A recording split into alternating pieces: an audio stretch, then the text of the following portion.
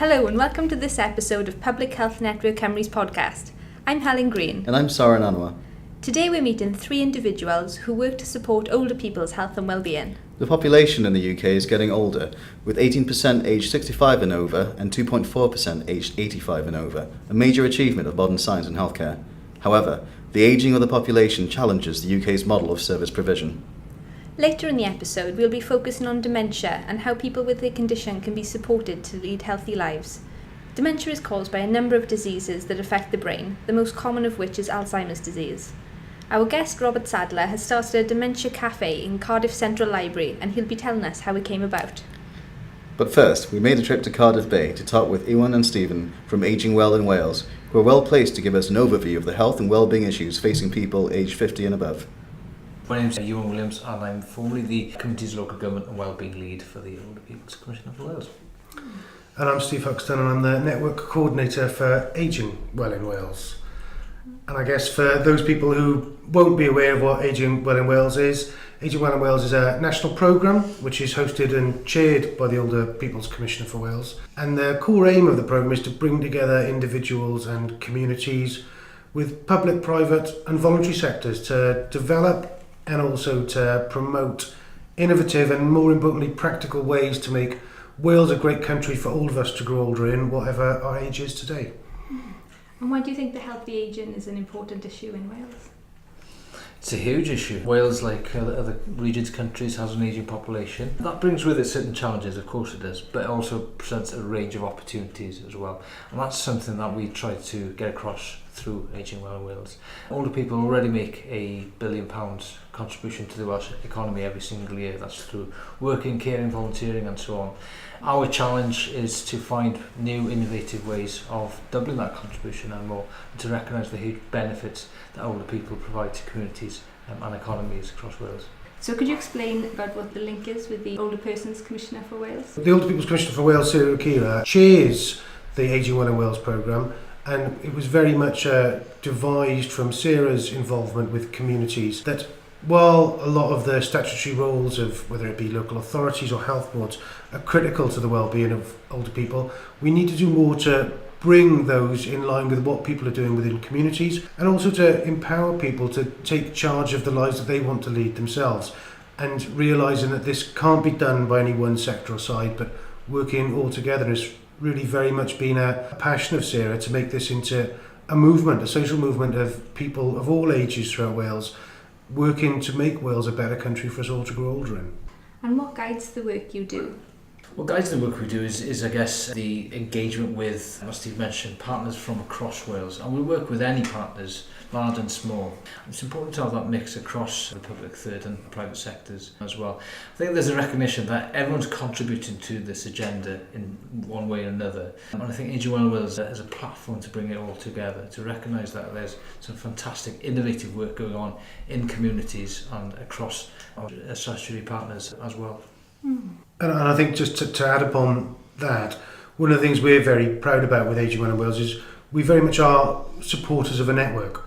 We've got a network of 1,300 people, and they're people from all over Wales and from every walk of life and every background. We've got older people who are volunteering to help do picks in their park, right the way through to chief execs of health boards and local authorities. But those are all tied together by a willingness to work together to find solutions to issues which affect older people, but also, I guess, to make our communities places which we all want to be part of. What are your priorities, or what are the biggest issues for you within this sector of work? So the Ageing Well in Wales programme launched in October 2014, and that was after some time of working both with older people and with key partners who work with older people around Wales to look at what are the issues which are addressing Wales as a nation and Wales as an ageing nation. And the programme as a whole has 5 key aims, and the first and its overarching aim is to make Wales a nation of age-friendly communities. And by that we mean communities which listen to the voices of people of all ages, but more importantly than that, actually pay heed to what they say, where the services and the facilities and the environment around us is designed in conjunction with everyone, not just provided for their believed requirements. And underneath the requirement, the aim to make Wales a nation of age-friendly communities, we have 4 other very closely aligned aims. One is to reduce the number of falls suffered by far too many older people in Wales.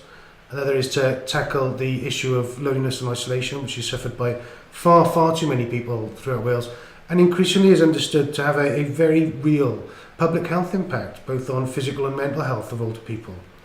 We also work to make Wales a nation of dementia supportive or dementia friendly communities, and also to improve learning and employment opportunities for older people throughout Wales. What would you say to people who, to be devil's advocate, people who said, oh, isn't loneliness a bit of a trivial issue compared to some more urgent health issues? No, I mean, there's research which shows that people who are suffering from chronic loneliness have a massive burden both on the NHS as well as their own personal health. And I think one of the recent reports I read estimated that every person who's chronically lonely costs the NHS an additional £12,000 a year. These are people who tend to use their GP services more often. They often will use other services like the emergency services based on their illness. But critically, we're now really understanding the link between loneliness and true physical and mental health. And it's estimated that chronic loneliness has the same impact on your physical health as smoking 15 cigarettes a day. So this isn't just the idea that it's feeling a bit sad or a bit down. This is an epidemic of issues which are addressing people throughout all of our towns, villages and cities in Wales. And if we don't do something about it, I think we're going to create massive burden on our services and particularly on the NHS. But also I think it's that idea of treating older people as people who've helped build our nation, who've helped create our society and added so much to our life. We have a responsibility as individuals to do something about that. What do you think about the role of technology? Is that helpful or does it hinder connectivity for older people in particular? It can be a huge help in terms of the introduction of digital technologies, the introduction of things like Skype, FaceTime. It's really helped to alleviate loneliness for some older people in terms of connecting them with friends and family. Family might be living on the other side of the world by now. So there's certainly a role for technology. However, what we wanted to get across through Age of Willow Wills is the importance of communities as well. And that you cannot be dependent on technology to alleviate things like loneliness. It is very much incumbent on communities coming together and developing solutions, recognising this huge challenge of tackling loneliness and isolation, and coming up with ideas, new ways of tackling that at a local level. And do you find there are big differences in health outcomes for older people in different parts of Wales? Certainly there can be. We're here in Cardiff Bay, and just within Cardiff, a small city, there are huge differences in life expectancy between North Cardiff and South Cardiff, for example. We have, of course, a number of very sort of deprived areas in Wales as a result of our industrial past, and there's some real challenges to be addressed. Rurality is another one. We see the closure of key community services such as public transport, the impact that's having on older people's lives, pushing them towards this epidemic of loneliness and isolation. So the geography, the demography of Wales certainly impacts on certain challenges within areas. And I think one of the core aims of what we do within the programme is by bringing people together and learning from each other and sharing good practice, we can help find those ways which are really impacting older people throughout Wales, and which aren't necessarily the big government strategies. It's not necessarily a council service, as important as those are, but by finding what works really at a grassroots level in different communities and making sure we share that and we help promote how other people can take up those ideas and provide schemes. Certainly when you look at issues like support for people living with dementia and their carers or loneliness, there's some amazing things going on within our communities, but I think it's very much within the nature of being Welsh, is we don't tend to shout about what we're doing, we don't share it well. So our job is to, it's a very privileged position. We get to go around communities in Wales meeting amazing people who are doing things which are really making quite a revolutionary difference to people's lives, and sharing that with other people to try and find how we can embed that into the ethos of community life throughout Wales. Mm-hmm. What do you find some of the biggest barriers are to creating age-friendly communities? I think we can't get away from the fact that these are very financially difficult times in terms of the provision of key services out there. So the closure of things like public buses, toilets, libraries, day centres, befriending schemes and so on has had a huge impact on older people's lives. It has affected their physical, their mental health as well. But age-friendly communities is all about, communities that meet the needs of people of all ages. And what we try and get across through Aging Well is by thinking about older people, the core of service planning. You're not only helping the older individual, but you're also helping others in society, people with disabilities, younger people perhaps with parental responsibilities and so on. It's about the inclusivity and accessibility of buildings, the natural environment and so on. But yeah, the funding outlook remains challenging, but that is the challenge for us, is to work with our national partners and to come up with low cost but high impact solutions. I think there's also a change in mindset required by a lot of professionals and a lot of people working with communities and with older people. A key concept of age-friendly communities is truly realising that the expertise in community comes from its residents, and you can't necessarily bring in expertise externally. Now, for people who've been working, whether it be in a public or third sector or within health, I think that can be quite a revolutionary change to realise that you're working with people as equal partners from within a community setting. And one of the things we try and focus a lot on is bringing those people together to start those conversations. And there's a lot of great things written about, terms like co-production and asset-based community development. But fundamentally, starting to bring people together to have a chat over a cup of tea makes a massive difference, because if people are used to dealing with each other and start to have trust, then they really start to work together rather than just ticking a box saying that they've done a consultation exercise. And just to finish off, do you have any key messages for practitioners listening?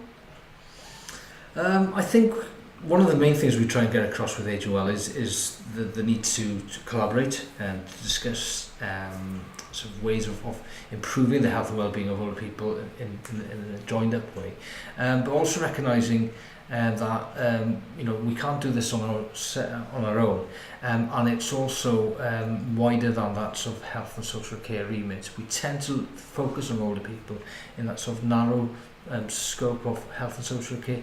Aging Well Wales is an effort really to bring on board such a wide and diverse range of partners, and to recognise that actually a lot of the preventative services and initiatives we need lie outside health and social care. So it's the contribution of the housing sector, for example, transport, education, physical, natural environment, leisure, culture, and so on. So for practitioners, it's about recognising that they have, of course, a role to play, but it's also about that wider conversation that we need to have. The Aging Well Wales Network is very much what guides us in our work. So I would encourage anyone listening to get in touch with us and join up to the network. There's no charge associated, but it means we'll keep you in touch with what we're doing. But way more importantly, it means you can help influence us and what we do in the future. And our core job is to support network members to make the difference they want to see where they live and work. So please get in touch with us and join part of the movement. Do you want to mention the website as well? The Aging Well Wales website is www.agingwellinwales.com. Okay, that's great. Thanks both. No worries. Our next interview focuses on the creation of Cardiff Library's Dementia Cafe. Different types of dementia affect the brain at different rates and in different ways, but factors like someone's personal circumstances, the people around them, and the environment in which they live will affect their experience of dementia. Dementia progresses in a way that is unique to each individual. We met Robert Sadler from Cardiff Central Library to find out about becoming a dementia champion and the activities they put on at the library. So my name's Rob Sadler. I work for Cardiff Libraries and I'm a business change officer, which basically means I get involved in all projects, big and small. And one of them is the Dementia Cafe. So the Dementia Cafe was launched during Dementia Awareness Week and it is now running on the first and third Thursday of every month at Cardiff Central Library. We've got REM pods. I don't know if you've heard of REM pods. No, I haven't heard of REM pods. What does that mean? Okay, so basically they're a reminiscence tool. They were on Dragon's Den a couple of years ago. I think Deborah and someone else invested in them. Well, you can use them in any space and they're on a frame. You pop up the kind of wallpaper thing on the background. So that one's a pub and that one's a living room. And it's like a reminiscence tool, so you take a lot of reminiscence things with you. So you can take them into care homes and day centres, and it's like so a they're almost therapeutic. prompts for helping people to talk about their memories. Yeah, so you'll take scrapbooks and Cardiff Yesterday books with you and little games and things like that. It kind of gets the users kind of engaged. And encourages people to share their stories. Yeah, that's it, exactly. That's a very sweet idea. Yeah, they're quite good. We take them into care homes and day centres and things, and good foot in the door as well, because they're not always kind of the most open places to get into. But once we've kind of developed that relationship, we can do more afterwards. Yeah, do then, more yeah. with them and taking books and more traditional library services. But they are really useful. They are really popular with staff and people in the care homes as well. And Nice. brightens up their day a little bit when I stick a REM pod up there. Yeah, it's very unusual. I've never heard of those before. Yeah, they're really good. They're good. Okay, so if you can explain to us why Yeah, you think okay. dementia is a big issue in Wales and why you decided to become a dementia champion. So dementia is a big issue in Wales. There are currently 45,000 people living with dementia in Wales, and half of them have yet to receive a formal diagnosis.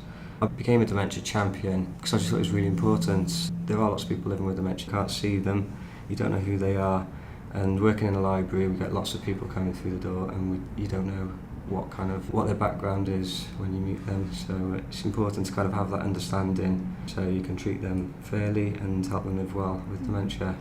What do you cover on the Dementia Champions training or Dementia Friends training? So I'm a dementia champion, which means I can carry out dementia friends sessions. So the dementia champion training just gives you the tools to be able to carry out dementia friends sessions. So once you've become the dementia champion, you get a handbook, and it's a really concise 45-minute session that explains what it's like to live with dementia and how you can treat people living with dementia in layman's terms. It's not complicated, it's not scientific, but it imparts that knowledge to someone that they can help people who are living with dementia.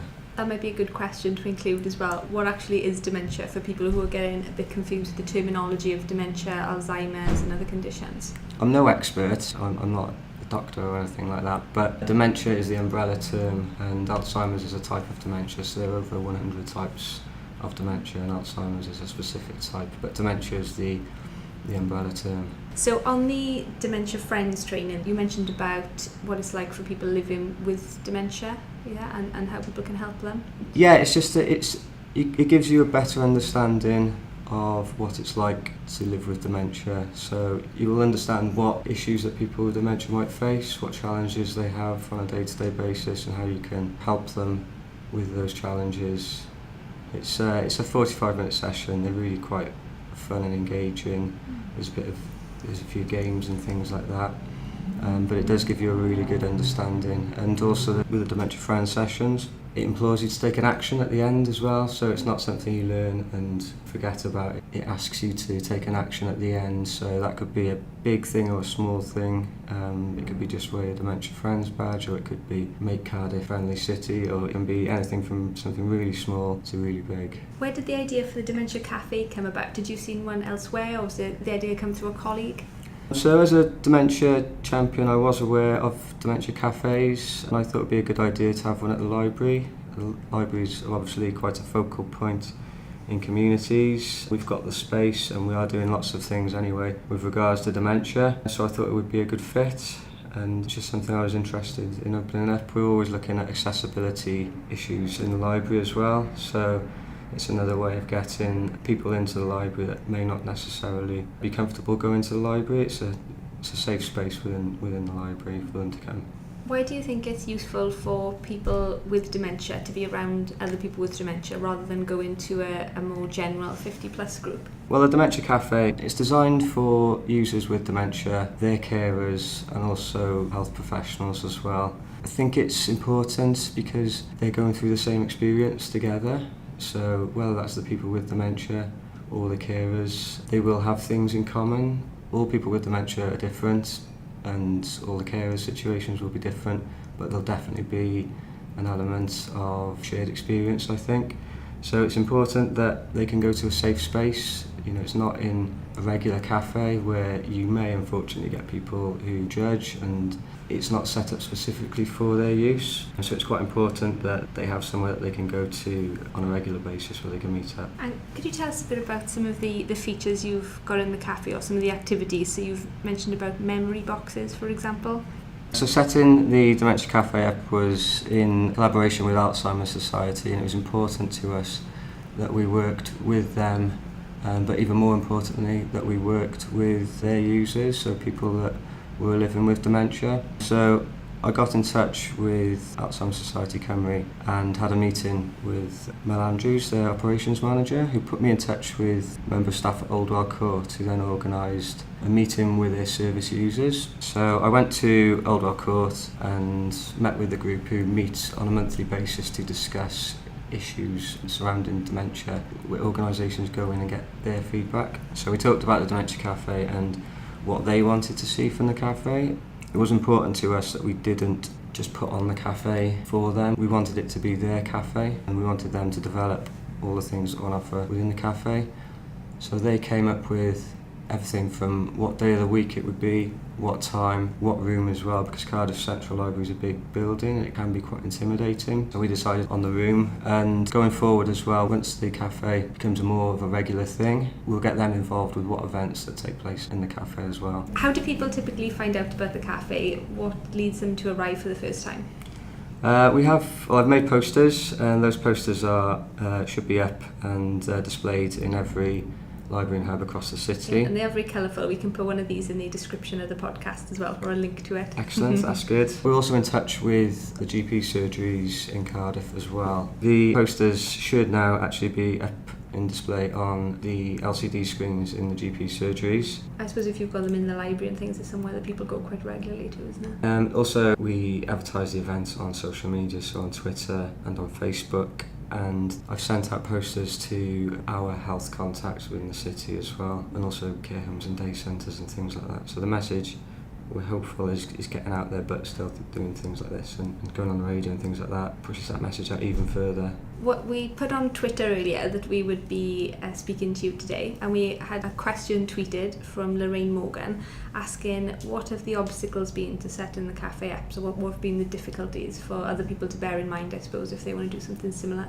I wouldn't say there were many difficulties as such. Setting up the cafe, so Alzheimer's Society do have measures in place so that you can't just put the kettle on, get a cup of tea and coffee out, and that's a dementia cafe. There are guidelines in place. There is lots of signposting at the cafe. We've got paraphernalia from the NHS and Alzheimer's Society and Carers Wales and Ageing Well in Wales and things like that, which we put on display.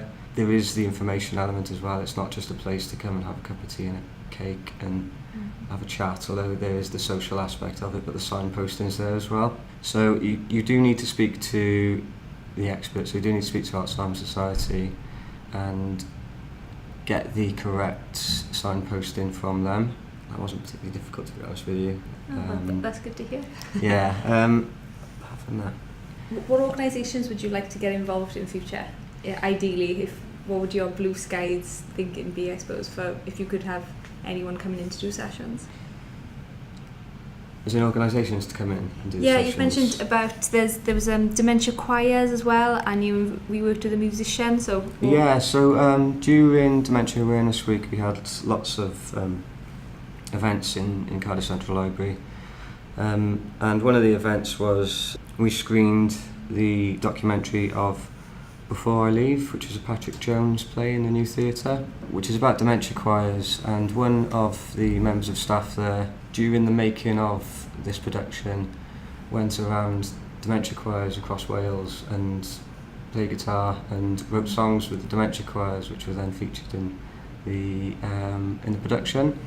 And he is keen on coming to Dementia Cafe, bringing his guitar along, and maybe writing a song with the Dementia Cafe group, which would be great. So, could lead to Britain's Got Talent and Christmas #1. That does sound really nice. That'll help your social media as well, I'm sure, having videos and things. Yeah, as Christmas well, #1 would certainly help get a few people through the doors at Dementia Cafe. Some of the other questions that I had, I know you don't want to go too much down the medical route, because we typically ask people about what's the biggest misconception with this health issue, but I guess for yourself it's more promoting the cafes themselves, isn't it, than talking about dementia, so that's fine. Yeah, I guess I could talk a little bit there about living well with dementia. So it's something that's mentioned in the Dementia Friends sessions, that it is possible to live well with dementia, and this is part of living well with dementia, that people can come into a safe environment and socialise and enjoy themselves and make friends. So it does help with living well with dementia, which is a kind of a myth that's debunked in the Dementia Friends training sessions. And if people listening wanted to take part in a training session, then where would they go to get information about that? If you wanted to become a Dementia Friend, go on to Alzheimer's Society's website, which I believe is alzheimers.org.uk. If you'd like to be involved with future episodes of this podcast, please get in touch by emailing publichealth.network@wales.nhs.uk or tweeting us at PH Network Cymru.